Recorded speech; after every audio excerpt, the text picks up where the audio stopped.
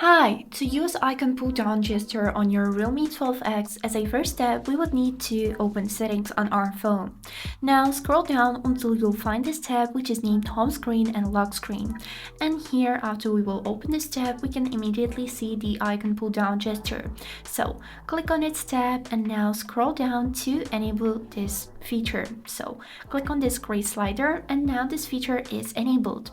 So it works similar to one-handed mode when you need to simply swipe from one of the corners. And after this, all of the applications will group to that corner so you can easily reach it with the help of one finger. And now when even all of the applications that are on the top of your screen are now reachable for only one finger.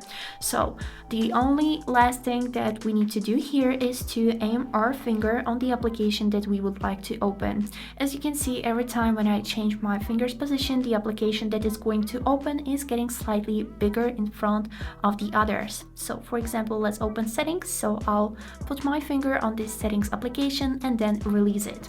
And now you can see that the settings has opened. So let me show it to you one more time, but a little bit faster.